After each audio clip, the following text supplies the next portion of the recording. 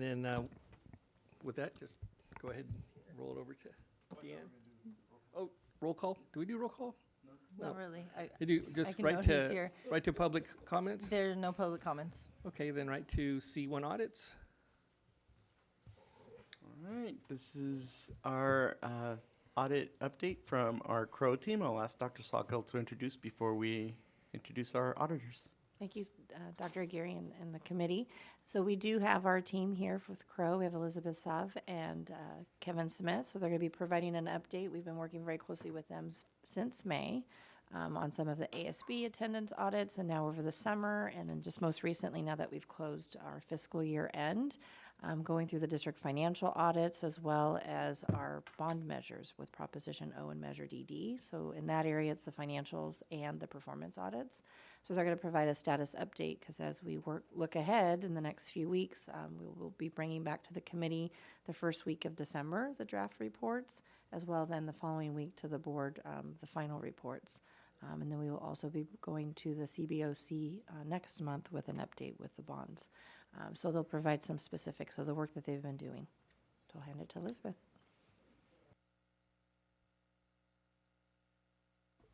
Is it on? Okay, there we go. Oh, yeah. Thank you for having me. And Kevin. So I'm going to give you an update. We're going to start with the district. It's like old times, right? It's all old times. Here we are. Right.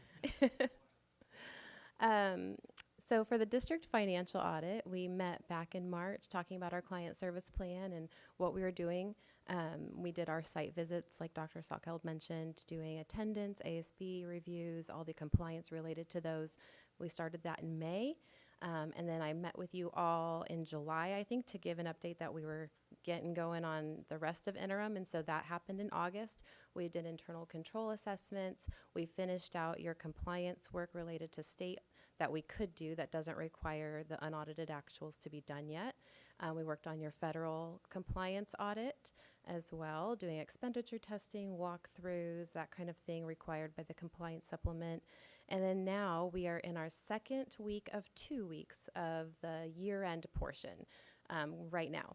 So we were actually on site last week in your offices working through substantive testing where we do the rest of our risk assessment over the actual, unaudited actual balances, determining what's key accounts, what are things that we need to focus on, where's the risk, and how we're going to test those. So we are carrying out the rest of that as we speak. Our team is working on it.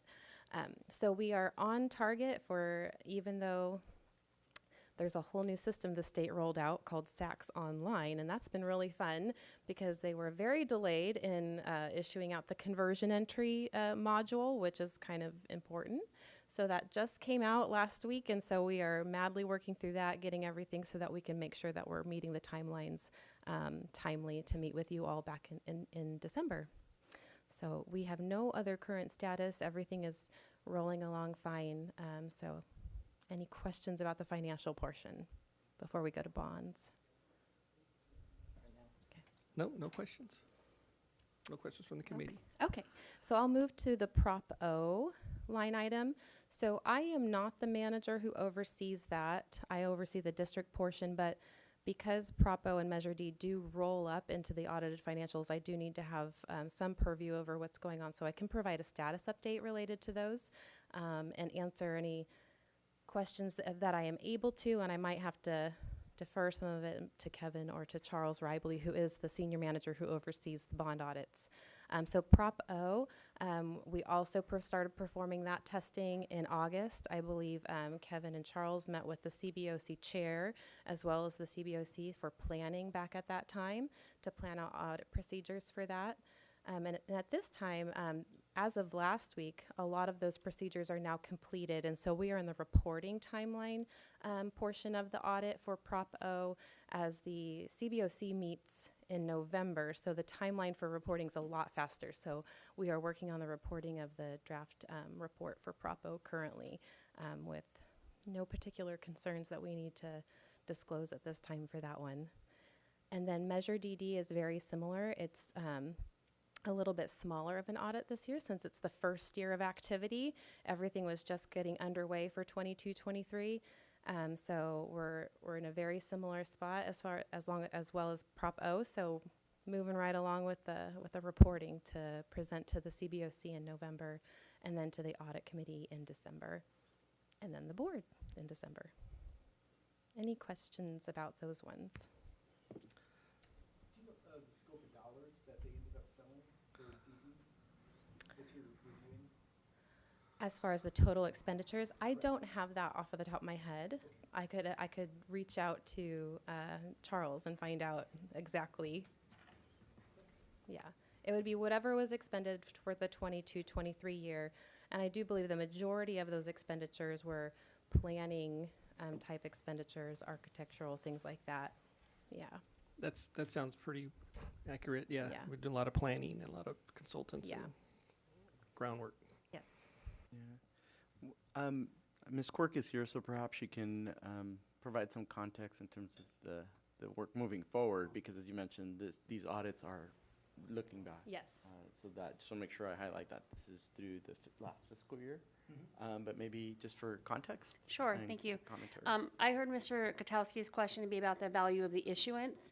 So for Measure DD, it was 198 million. We have 204 million remaining that will go for the next issuance. Of that 198, we have 5% set aside for contingency for the program, program management fees set aside, and then the rest of it has been distributed and combined with Prop O dollars for the 8 projects that we have that are in motion for a tune of about $250 million worth of bond dollars right now. And we are heavy design, starting DSA for our first project in December, and then you'll see a rollout of construction projects over the next 12 to 14 months after that. Thank you. I think that's all the questions around that. All right. Thank you. We will see you soon. All right, thank you. Okay. And that takes us to 2. Yes. Actually, or 1B, actually 1B. Yeah, Oh, 1B, which 1B. is yeah, other other ongoing. ongoing. Mhm. Thank you. So Dr. Salk. So on that particular item, I think as Ian's pulling that up, this is just a table of other non-related. We do also note our external audit on here, but we had other agencies, and we do have it on here until they're officially complete. So the CalPERS has been on here for some time, but we did that work back in 2021 with our payroll and our HR department. We're just awaiting, and we checked in with them again last week, what the status was of they have to work with the state controller to get the official letter that it's complete. So until we get that, then we'll move it into the completed section. But that work in terms of their findings, and this was part of a statewide type of, they selected various school districts, but we've remedied that and addressed it. And then what we do keep ongoing here now, the AB 139, which is part of that work from I think several. trustee, when you're done? Okay, she has the question later. This is back from 2018, from the financial matter at that time. We have this open because we are still, we've implemented Infor as of July, but there's still some additional modules and things that we need to still put into place, such as timekeeping and a few other things. So until that's complete, this is why we have this item on here, until that full implementation is finalized. And then obviously we know our external audit that was just presented just a few minutes ago in terms of that update. So it's very minimal at this point outside of our district audit and the things that we have pending at this point. And just a question with regard to 1, when do you anticipate that this particular audit will be completed? Well, the work is done that they had noted in there. We're just awaiting now the state. It's been a couple months. We've done this. I've got our payroll manager here. We've done this now probably a year we completed this. We're just waiting for the final letter to be, so the work has been done. We identified, they provided us draft report. We put all the systems in place. We're just awaiting the final letter. Okay, and then on 2, you're waiting for modules so you can compute it, put it all into. So we went live in July with the financial. We went live with HR in August. We're still going to be putting into place the timekeeping module that we're hoping to have that up by next July. And also there's an expense management module where we can track employee expenditures such as mileage, travel, and things like that. That'll be going up. And I think there's a few things in HR. So until that is fully complete, we're not done in that sense. Do you have But any the core, deadline? but the core part of the system is operationally. We're anticipating this by July of next year that we'll have these remaining items in place. Right. And are you giving a little nudge to various departments to get that information in? Folks know, yeah. Okay. And so We want to stay on pending, track. pending means that a lot of the work's been done, but you haven't gotten information back to you that they're complete. Is that because I noticed in other items, there's a whole row of pending issues, and we'll get to those, I guess, when we come to them. But I was just wondering the definition then of pending. As it relates to the AB 139 Okay. specifically, I mean, we've got a lot of those items have been Yeah. completed. I think that reports from, like, memos from a while back, but we've completed a lot of those other items that were noted on the AB 139 audit itself. Right. So the only item we have pending at this point is the Infor implementation. Okay. Everything else has been pretty much addressed. Okay, thank you. And Superintendent, how is the overall, how's the N4 implementation going, and how's it being, the end user, how's that working out? And is that helping? Is it better than where we were, and, in terms of how we were documenting stuff and inputting stuff? Yeah, Just kind of so- general update around that. Yeah, general observations and updates. So what I can say is I observed Dr. Sokol and her team offer trainings in anticipation of the go live date, which was really helpful. We coordinated with our Classified Employee Association, our CSCA, to make sure that we addressed as much as possible the front end.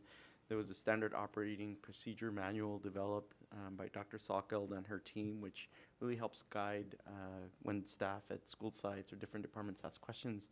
So I have a high degree of confidence that the preparation that went to it was very strong. Of course, once you get into the implementation, that's where you start getting some of those, oh, did you consider X or Y or Z? But I think we've been working very diligently to make sure that we are addressing those things that come up on a timely manner. And that was the majority of the work that happened in that July timeline. And then in August, the next phase of that work was to kind of go live on the HR module as well. And I would say it's pretty similar, whereas things have been coming up, we work with the Infor team to address. And then we still have a couple modules. But the fact that we're here, I think, was a significant step forward. Again, this is a last outstanding item from the AB 139 extraordinary audit, which we went through back in was it 2018. And so I think we've been really diligent about making sure we're addressing those concerns so that we can not only offer the board, but really the broader community that sense of confidence that we are addressing all those areas that were identified previously. So I really have that confidence of the team that's working on it, from the finance team, and again, the HR team also continues to implement. But I think it's been done in a pretty thoughtful way, and that to a degree reflects the dialogue we've had with our particular classified association, which is the one most impacted by this particular implementation. So that's how I would characterize kind of where we currently are. I do think it's going to be a year-long implementation process, just because things come up, the coding needs to get updated or revised. There's a module that may be kind of off the shelf that needs to be adjusted so that's specific to us and in our district, but also I think more broadly speaking to some of the requirements that the state of California has, such as SACS, the school accounting code structure, and the fact that's the state of California accounting code structure that they have for schools, and particularly now that they've gone online. So, the state's going online, we're trying to match our system so that we can minimize the room for error. So there's a lot of moving pieces, but I think working with all the stakeholders, with our auditors, with our employee associations, with our management team, with our vendors, there's a lot of inputs into the system, making sure we're positioned as best as possible. I do think it's going to take this whole year to really serve as that transition. But once we're fully done with that transition process, I think our district will be better served with our platform that we're going to have moving forward. And it's been a process. As you may note, again, 2018 was 5 years ago. It's a process, but we're down to the last kind of areas that we had to address. Thank you for the update. That puts us where, or are you still going through? Where are we at next? That's, yeah. Okay, we can go on to financial reports. Thank you. All right, Dr. Sokol. Thank you. So this is an update since our last meeting that we had over the summer. The last reporting cycle we brought forward to the board was in September. It's our unaudited actuals, which is kind of tying back to the work that was discussed earlier about the audit. And I just want to highlight, because I know two of our committee members have heard this, but I think for Mr. Katowski to hear this piece too, we'll highlight this particular slide in the next one. This just gives a nice perspective, and I think, Deanna, if you can scroll down just a little bit, it just shows where we've been, right, over the last few years, going back to 2018, and that looking at that ending fund balance to where we're at now. This has also contributed to the fact that we had two of our credit rating agencies, both Fitch and Standard & Poor's, update the district's rating over the course of the last month as a result of some of the. What was that again? I didn't hear that. What was that? An upgrade. You spoke too fast. I didn't get a chance to write it down. Which is all reflective of this financial position, which is, again, a nice recognition of the work that's been done over the last few years. But a lot of that's been attributed to with very diligent oversight of, one-time funds that we've received, and then also one-time savings and how that has been reflected on the bottom line. So again, it just gives that kind of perspective of where we've been and where we're going. One thing that is unique, and it is kind of, there's an asterisk there, although it says $179 million was our ending balance, about $32 million of that was our LCAP. So our LCAP monies, those are earmarked for a specific purpose. We have to have them included in the fund balance, but then it's a carve-out. We did build that into our budget plan in June. And so just want to make sure that that is accounted for and noted as such. And then the next slide just goes into specifically the 22-23 year where we started our adopted budget and each of our reporting cycles to get us to then that ending fund balance. But again, our revenues kind of held, pretty steady based on what we have with the local control funding formula and what was in the governor's budget. And then it's just a matter of reviewing the expenditures and those components of it. So that's just an update there for the committee, tying to our audit Superintendent. work. Thank you, Priscilla. So for kind of follow-up or emphasis, Dr. Salkeld, when you mentioned the approximately $32 million, was that related to the resolution that recently went to the Yes. board? And can you kind of just, again, explain just for, not necessarily just for us, but for those Sure. who may be watching online, how that interacts with the local control accountability plan? Sure. So in June, when we were building the budget, you have to take a look at an estimate of where you might have some dollars that are unspent, right? So we were looking, it's a little over 70, almost 75, $77 million is our LCAP money. But about 30, and this is cumulative, it's 2 years, it was about $7 million of our 21-22, and then the balance of the 22-23 year. And so we look at what we estimated at that time. So we had already incorporated an estimated number working with Dr. Alvarez while she was working on the LCAP plan itself. And those dollars, we worked with Dr. Geary and with the cabinet. How could we utilize those in specific areas to meet the goals and objectives of the plan? So we did have some increased FTEs, some additional allocations. So that was already built in back in June into the budget plan. Then as we start to close our books during the summer, then we had our final numbers, which is reflected here, but then we have to be mindful of our reserves. We basically have to commit those dollars for that purpose only. And then also because now with the state requirements and so forth, we have to be mindful of that 10% cap. So we want to make sure that the board took action both in June and again in September that those dollars were earmarked back to the intent of the LCAP. And those dollars were already accounted for there. What we brought to the last board meeting to show kind of that trail is that was the uncommitment, now that we had the unaudited actuals, followed by that, we're uncommitting those dollars back to the general fund use of the LCAP. So it's some mechanics, the accounting of it, it's just to demonstrate it's been there, it's in the budget, and then it was in the unaudited actuals, in the reserve accounted as such, and then it's back to being released in a sense. Yeah, and part of that is really nature of the way that the state does its budget process. We kind of have to wait for them to adopt the budget, and then we make the commensurate adjustments to local control accountability plan. But all the expenditures included in the LCAP have to be reflected in the LCAP. So when we do that resolution, it really allows the funding to go back to those commitments. So I appreciate that clarification, Dr. Salkeld. And again, the goal from the district and the finance team is to be as clear as possible. The challenge is that the information changes as the state goes through its budget approval process. And then we have to take those steps to make sure we're in alignment with the state budget process. So thank you, Dr. Saka. And if I could just have that visual, I think if Deanna, if you go maybe another slide or two, it kind of shows the reserves because there's different assignments right there. So the reserves have different, it's also the board takes action, what we call the GASB 54 resolutions, which really focuses on these components of the reserves, what's committed. So you can see here how we had that earmarked. And the non-spendable assigned. Assigned is where we have those contingencies that the board also set aside, that 3%, and then the economic uncertainties. So each one of those components, that's why it's set up as such, and why we're also mindful of that 10% cap. And Dr. Sokolow, you mentioned an acronym, GASB, if you can So the describe that for us. Government Accounting Standards Board. Thank It's you. what we live in our accounting world. It's all those requirements. Thank you. All right. And that takes us to, I believe it takes us to the list of fundraisers and expenditures by, is it ASBs? So this is one Yep. that we bring forward to the committee every year so that we also then take it forward to the board upon your review. We usually get information or updates from various parties district-wide. We reach out to the ASB advisors and then the ASB deans or AP principals for any feedback, if they have any changes.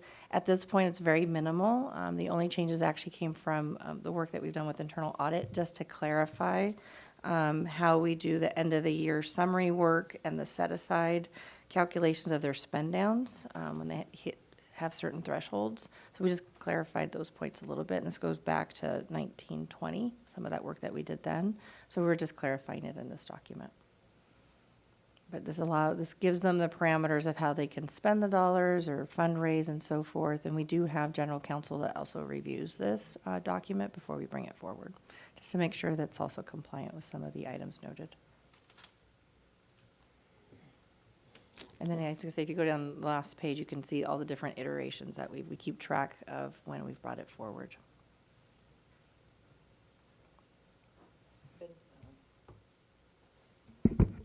I know this may seem minor, but on page 4 of 4, you've got all of these considerations for expenditures not on this list required prior approval to the board, right?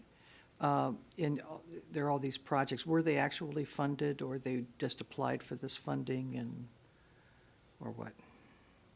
These gives the schools parameters, but the ASBs on what they can spend on that.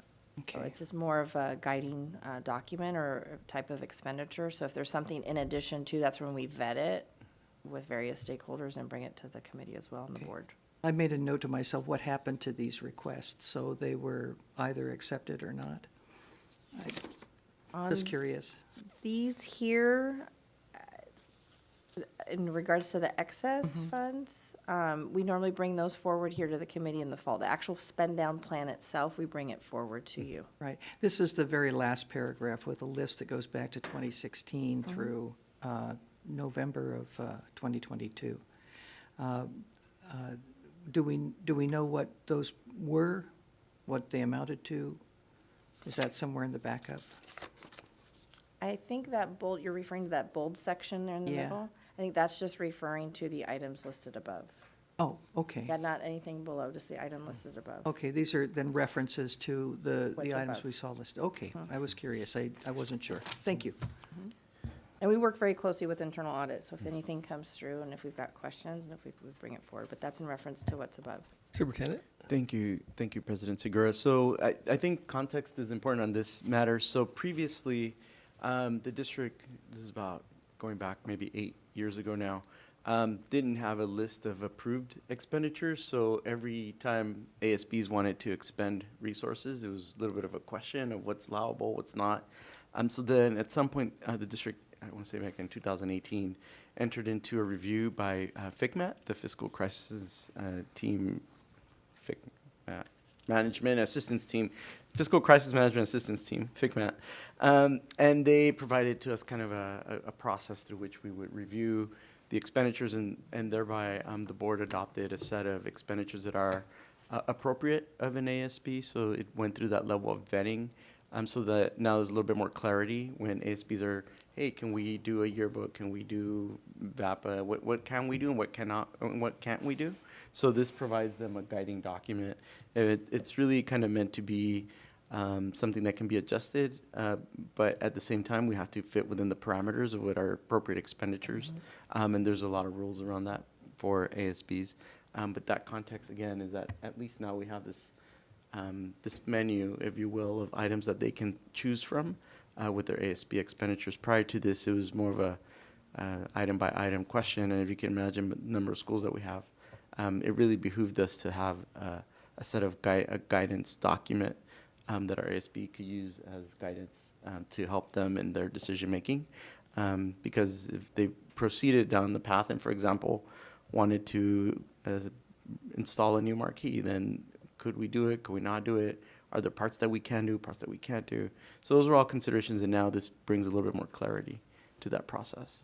Well, for, I guess, a newcomer, it just was confusing to me about where it fit with all of these pages of projects that were funded or proposed, all of that. So thank you for the explanation. I appreciate it.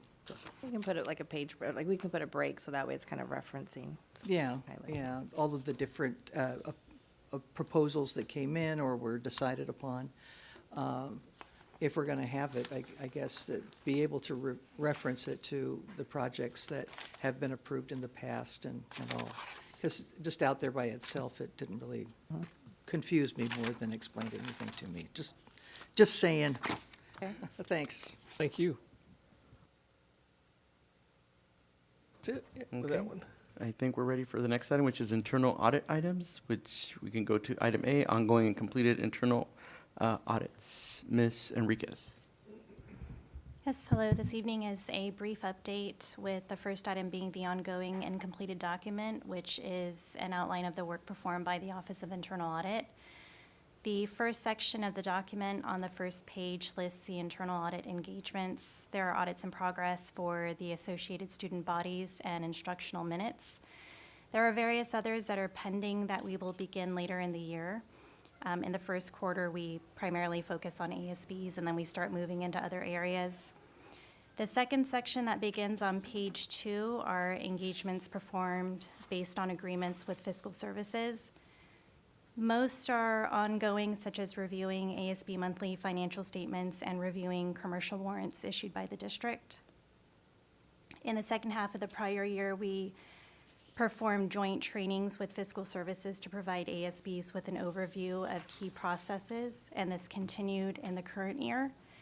Page 3 lists the school sites that we visited for this. And the last section of the ongoing and completed document that begins on page 4 lists the internal audit reports and/or communications that have been issued. The cells shaded in gray are for reports that were issued and presented in a prior meeting. Included as part of the current agenda is a communication with results of the work performed reviewing commercial warrants this past fiscal year, as well as a fraud hotline quarterly report. Are there any questions or comments before I move into the next agenda item? This was where I was confused about ongoing and pending, and I guess that I understand audits can be very time-consuming. It could take a while because of the mountains of paperwork, but when you say pending, is there a time frame involved, or are you at the very end of it and you're just pulling your information together? With ongoing, what does that mean too? Sure. Well, pending are engagements that we have not yet started. Oh. So this is all based on our internal audit work plan that we shared this past July. So we are in the beginning stages of that. The items listed are to be completed over a 2-year period, and the timing of our work may be impacted based on priorities in other departments as well as workload balancing. So we do our best working with other departments to schedule the most efficient time to get started. And our plan also remains flexible for other requests that may come up during the year. How do we compare with other districts in terms of the bulk of our items haven't been really started yet, or maybe they're somewhere in the process, but not nearly there yet. It just seems that we're not, from an outsider's point of view, if they saw this, they say, well, what are you guys doing? Right. I don't see progress here. I Right, don't well, think, yeah, so- reports being finished out, you know? Yeah, so our first page are just the audit engagements, but we do a lot of what we refer to as non-audit, which are other agreed upon procedures, such as, again, with reviewing the commercial warrants, which this past year we reviewed over 9,000 of them. So day to day, there's a lot of activity going. We also review all the ASB financial statements that are done on a monthly basis, and there's about 370 that are reviewed on an annual basis. So there's a lot going on behind the scenes. But as far as the actual audits, again, it's really based on timing. For example, at the beginning of the year, we look at instructional minutes. We start looking at nutrition services, the free and reduced price meal eligibility, and the unduplicated people count. So it really is based on what we do on an annual basis. There's those regular and routine audits, as well as other requests that happen to come up. Is this just the nature of the beast, or are there resources that perhaps the board could bring that might help to expedite some of these issues, or just what? I think it may be the nature of the beast, as you referred to it. We do have limited staffing. There's, in addition to myself, 2 other members of our department, so we don't have a lot of resources. So we just do our best to manage the engagements and, again, be flexible to respond to any unforeseen events or requests that come up during the year. But we typically do complete all of our engagements over the 2 years. So as we progress into the year, you'll start seeing more of those reports included. Gotcha, and I see some of them came in during 21, 22, so that's, Yeah, and after today, we're going to have actually 2 other reports that are finalized, and we're blowing through those ASB audits right now. So by December, in our next meeting, there will be quite a few other reports for you to refer to. gotcha. I guess it would help if the board and all doesn't heap all of this work on you, but still, all of these issues seem to be pretty important for understanding cost benefit, all of that, so, Yes, and thank if it you. may also be helpful, in the past, we have included our actual internal audit work plan, which has some more detailed dates. But we, in recent meetings, have kept it out of there to just avoid any confusion with it being looked at as a new document. So I can start including that in the agenda items as reference, if that would be helpful. Well, yeah, to educate people on the board and the public about the process, and before we go adding a new audit request onto your long list, Right. Understanding what work is still yet to be done, and make sure that we're adjusting priorities so that we get the most important information out first, and I guess that's probably what you do too, and other issues that don't seem nearly as vital wind up trailing sometimes right. for a couple of years, huh? Right, and again, in the first quarter of the year, our focus is primarily on ASB. So in December, you're going to see quite a bit of a detail of the work that we perform for that. Okay. Yep. Hey, thank you. I You're appreciate welcome. Okay. So the next, I had a Committee quick- Member Gutowski, go ahead. Yeah, I had a quick follow-up question. I'm recalling from a year or 2 ago, we were looking at the staffing levels of the internal auditors. And what I wanted to do is carrying over with your comments, was a review completed of the staffing levels of the internal auditors? What was that, and is there still a need? Bennett? Thank you, President Segar. So thank you for that wonderful memory, Mr. Gutowski. So indeed, we did complete that, and as a result of that process, there was a 3rd auditor that was added to the office. Prior to that, there was only 2 auditors on staff, so now we have a 3-member team, because we did go through that review process. One of the things that I think in conversations with Ms. Enriquez, we changed up the structure a little bit to make sure Ms. Enriquez was in essence leading the office, and then we have 2 staff auditors in the department, and then also making sure we were looking at kind of the workload across not just 1 year, but spreading it across 2 years. So making sure that we had a plan that was strategic over the course of time, so that we wouldn't necessarily miss something because we had a compacted 1-year approach, but rather kind of having a 2-year process to the plan. So those are some of the changes that happened as a result of that review and that conversation.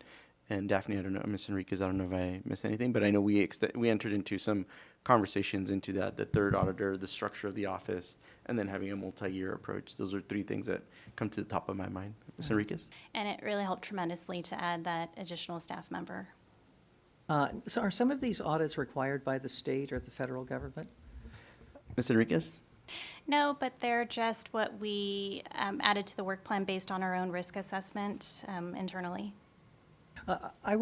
Just to leave a thought, maybe we should revisit the numbers of auditors that we have in place and whether or not it would serve us to have more people crunching numbers and get more of these items off of the pending list.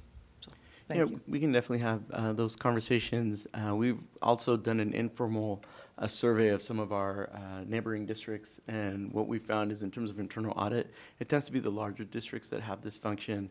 Some of the smaller districts tend to rely more on the outside audit team. So it's kind of, it really is a reflection of each district. There's not necessarily a mandate or a state requirement, but we find it is really it helps improve our process to make sure we have a function like internal audit. Yeah. All right. And I can say they've helped improve processes, so thank you for that. Thank you, you're welcome.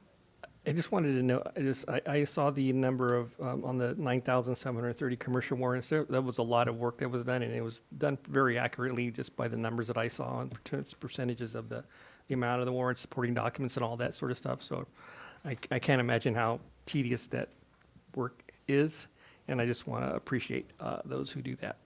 And that's all I have with that one. All right, well, that goes into our second agenda item. It's the document that begins on page 5, which is a summary letter for the work that the Office of Internal Audit performed for the commercial warrants, which are checks paid to various vendors. Before warrants are forwarded to the county as part of the district's fiscally accountable status, the Office of Internal Audit reviews each along with supporting documentation to help determine if the warrants are adequately supported. So as we had mentioned, we did this for 9,730 warrants. Page 4 of the report, which is page 8 of the numbering for the agenda items, begins with the actual summary of the procedures performed. There were a few minor discrepancies, but the total of those amounted to approximately 4%, which overall may be deemed insignificant. Are there any questions or comments about that summary letter before I move on to our last topic? Yeah, if you don't mind. Sure. And again, I'm just asking questions because I want to get better educated about this. But we were able to get through what percentage of all of the issues? It was a small percentage, wasn't it? It was about 4% total discrepancies. Yeah, okay. And you were able to get through 40% of the 9,700? Oh, no, we looked at 100% Oh, you of the did? commercial Okay. warrants. All right. I'm just wondering, with some of these issues, if, more bodies might be helpful too, experts, in the field. And then the Infor program, will that make a difference at all, applying the Infor that's still being kind of installed? And would that have any kind of bearing here or assist in processing some of these surveys to get to the answers we're looking for? Dr. Sago?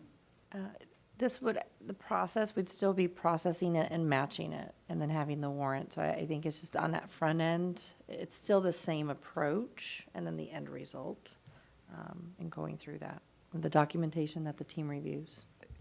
So it's still, you have to feed it into the system or You still have to key whatever. in, Yeah. But it'll be interesting to see how the numbers change going forward with warrants and mistakes that are made or inadvertent or otherwise. And so thank you for all of your hard work. Okay, and our last item is the fraud hotline update. The fraud hotline is designed to report suspected cases of fraud and is administered by the Office of Internal Audit and the Compliance Department.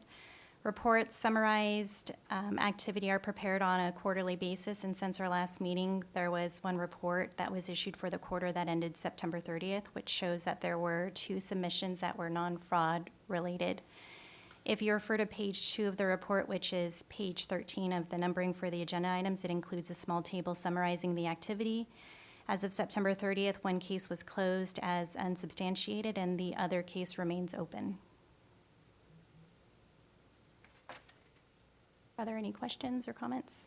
Yeah, if I may, as a comment, a lot of times this, our stakeholders use this to submit other forms of complaints that really should be under a different procedure. So then that's where Ms. Enriquez collaborates with our compliance office or any other office as appropriate, because it may not necessarily be a fraud matter, but it does deem some follow-up. So then she coordinates as appropriate.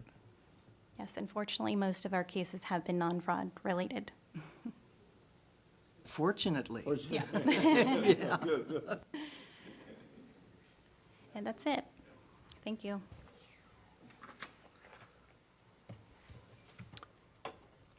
And with that, I believe we're at the minutes, President Segura. So we need to approve these? to You're go- looking for a motion to approve the Yeah, minutes go to from the our last board. meeting? Yeah. So moved. I'll second. We'll vote. Aye. So it's 2 ayes, 1 abstain to move forward, to move these forward to the Board. full body of the board. Correct. Is that all our business? I believe there's the committee member comments. Oh, okay. Yeah, so, do you have any comments there, Mr. Gutowski? You're good? Wonderful work. It's getting easier every time and every year. So touche to Dr. Stockholm for your very good work and your whole team. Righto. But I do believe that we need to look at the resources that we put into our auditing and the financial issues so that we create a system that works well for, even though we're talking about a district that might be losing students, I tend to be more positive about it. I think we're going to grow students, and we've got enough data to crunch as it is. I think we need to get a little closer to even with the system instead of running behind, and acknowledging that people can only do so much. I think we probably ought to consider adding some people to this process so that we can get numbers crunched sooner, understand how effective systems are a little bit quicker, and so we're a little more fleet of foot when it comes to making the changes that we need to going forward in the district. Try to get ahead of the game a little bit more, if that's at all possible. And especially considering the heap of regulations that are on public education these days. There's no way we're going to be able to get ahead of the game unless we get more qualified people engaged, rolling up their sleeves and keeping track of the money that comes in, the money that goes out, how it's being spent, how well we're educating kids. And we are sort of a data-driven enterprise. And the only way that we can really understand is to get good data in if we want good data to come out. So thanks for all of your hard work and your patience with people like me who from time to time have looked at budgets but haven't done this kind of a deep dive. And I'm seeing how important it is and how truly large the responsibility is, how difficult it is to stay up with the changing regulations and make sure that we're adapting our programs and the way we process them to meet the needs of a growing and changing population. So with that, I promise no speeches, but thank you for your hard work, and I hope going forward we can start adding some money to the budget, and have a nice evening. Thank you. good. Do I it. just want to say, I appreciate all the work from all the professionals in this room around this, and like Mr. Gutowski said, it's gets better every meeting, and that just doesn't, as we know, doesn't happen by chance. That's with a lot of focus and a good plan. And with that, we are adjourned. All right.